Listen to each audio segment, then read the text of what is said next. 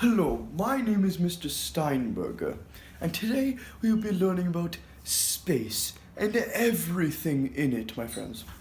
Okay, first of all, we will be learning about space theories, such as Aristotle and Copernicus. Then we will be learning about distance in space, such as astronomical units and light years. Then we will be learning about the life cycle of a star. Oh, I have so much to tell you about that. And then we'll be learning about constellations and galaxies. Well, we will get into that a little bit later, but it is very important to learn. And then we'll be learning about objects within the solar system, such as natural satellites and regular satellites. And then we will be looking at positions in space. Next, we will be learning about positions in our solar system, such as the azimuth and the altitude.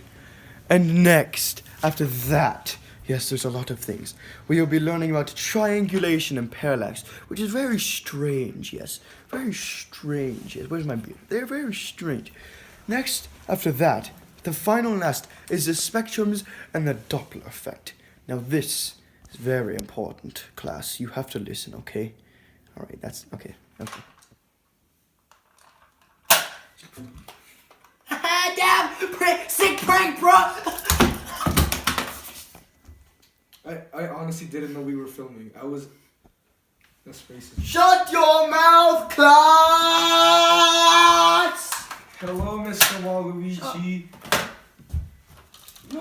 What's your Unauthorized name? guns in class. What's your name? My name is Mr. Steinberger, and today I will be teaching you about everything in space.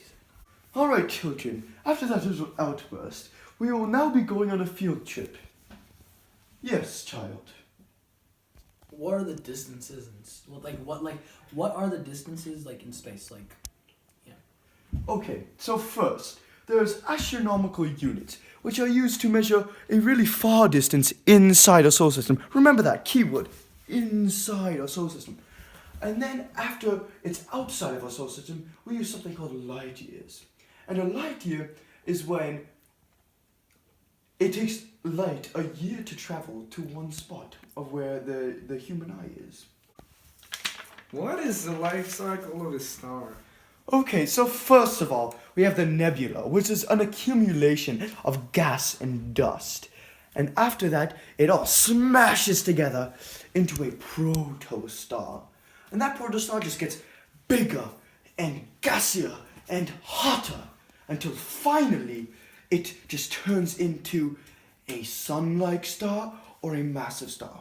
We will go the sun-like star route for this one. Okay, shut up. Okay. The sun, after the sun-like star, it grows bigger and bigger into a red giant. And that red giant just gets so big, it just collapses into a white dwarf, a very small white dwarf, because that is why it is called a white dwarf. After that, it just completely lights out. It turns into a black dwarf. Okay, and now the massive star route. The massive star route is when the... Shut up! It's called massive sun-like star, thank you. No, it's not. Yes, it is! You got Mr. It says that in the note. No, it says massive star. It says massive sun. Okay, and after the massive star, it goes to a red supergiant. See, because the super, it's way bigger than the regular red giant.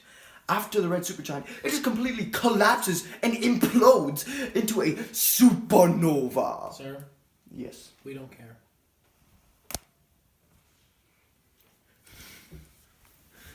I care. Sir? Thank you. Yes. When is the test for all of this? 5 minutes. Okay. Thought we were going on a field trip. After the test, okay, after the red supergiant, it just implodes on itself into a nebula. I mean, not a nebula, a supernova. And after the supernova, it either can be turned into a black hole, which can even suck everything in, including light, or a neutron star. And that is the life cycle of a star, kids. All right. Yes. What are constellations and what are different types of galaxies? Okay, so the different types of galaxies are the spiral, the irregular, and the elliptical. And you see they are all in different shape. An elliptical is like in an oval shape. And a regular is just a big blob of whatever shape. Excuse me! We were just. Shut your mouth! Okay. Okay. Okay, and after the... Okay, so the irregular is just a big blob, okay? A big blob of a random shape. After that is the spiral, which is what our galaxy is. It's just a big spiral, I mean, obviously. And that are all the types of galaxies. Next, the constellations. Okay. Let's first look at an asterism. An asterism is just an unofficial constellation, okay? It's not an actual constellation. A constellation is a big pattern, a big cluster of stars that people see as patterns or pictures. And that's basically it. Thank you. Yeah. Alright kids, let's go on a field trip. Come on, get up. Fritz? No. No Get Okay, you know what? Get up. You know, okay. Come on kids, you can stay, child. Let's go. But I don't wanna. Okay. Oh. Okay, here we are. Okay, next! Before we go on the field trip, we will be looking at space theories. Alright, so basically, you know how everything moves in our solar system around the sun? Well, a long, long time ago, people used to think that everything revolved around the Earth. Did you know that, child? What's that model called? Oh, yes. Good question. It is called the heliocentric model. That's the one where the Earth's at the center and the sun is at the center. No, the geocentric model is where the Earth's at the center. Heliocentric is where the sun is at the center. Okay. Now, people used to think that the Earth was at the center because they thought everything revolved around them. Okay, so now, do you know who proposed the idea of Earth being in the center? Jake Paul. Logan Paul. Okay, what about you, child? Aren't you supposed to Are correct you? me and be like, no, it was actually. Shut up! Is, Shut up! Is it? Shut! It's Aristotle. Yes, thank you, idiot. Okay, now we will be looking at who. Okay, let's see if you can redeem yourself. Redeem yourself, child. Who proposed the heliocentric model? I thought you told me that you're supposed to correct me after I said something bad. Like, you know what? When you're running the video. I quit. I need to get paid more. I need a better contract than this. Okay? Just say What? Just say what it is. The what? Heliocentric. Who did it? It was what's his name? Copernicus. Oh, heliocentric, Mr. Copernicus. Yes, Copernicus. Copernicus did this. Alright, thank you. Now, we'll be looking at objects within the solar system. Now, what kind of objects, you may ask? Well, first we have meteoroids, meteorites, meteors, asteroids, natural satellites, and artificial satellites. Let's look at the satellite. Yes. Isn't there comments too? This is comets. Thank you. Ooh, one more question. Yes. What's the difference between all? Okay. So, a meteoroid is a flying rock in space with no set path or orbit around anything. It's just flying around. A meteor is when a meteoroid enters the Earth's atmosphere and becomes what people call a shooting star, which actually isn't a star. It's a meteor entering Earth's atmosphere. Third is the meteorite. Meteorite is when a meteor hits the Earth's surface and creates a crater. And then there's the asteroid, which is basically a meteoroid, except it has a set path. It's a rocky metallic object with a set path and that's orbiting something. And then, after that, You see, a comet is a giant ball of ice and gas that's just shooting really, really fast. Really fast. And also is made out of dirt. Okay. Now, alright. Next is satellites. Artificial and natural.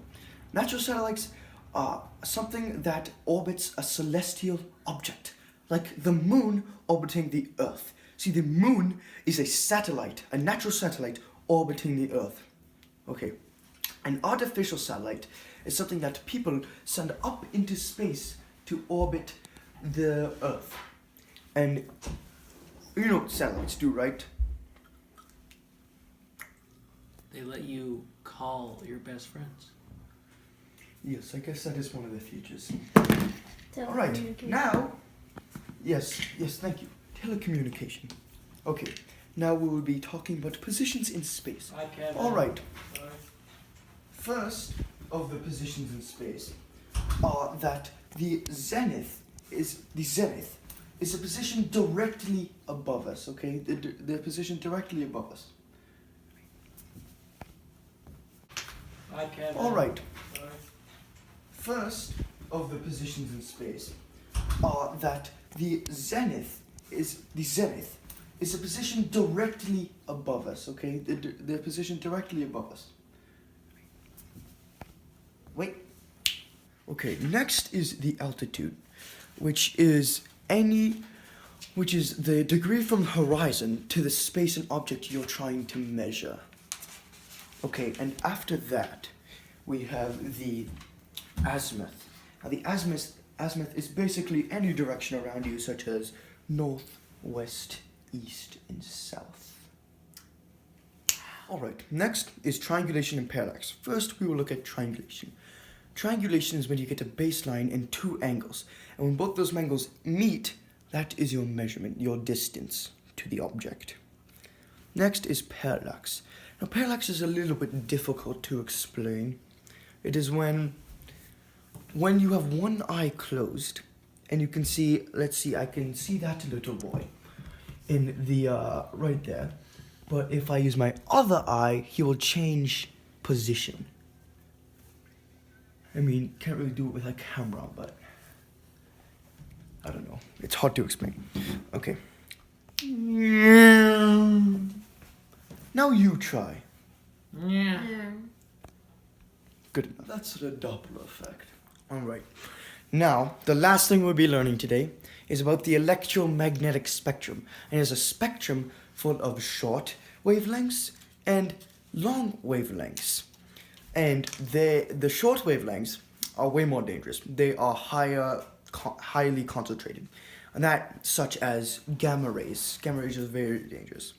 Now, at the other end of the spectrum, long wavelengths, there will be things such as radio waves, which are relatively harmless to the human mind. And in the middle are things like ultraviolet and infrared and Visible light. visible light, whatever. What about the field trip? There is no field trip! I for indigo, E is for violet. That spells Roy G.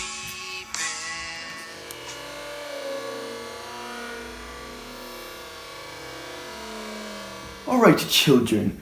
After that little outburst, we will now be going on a field trip. Is everyone ready? Yes.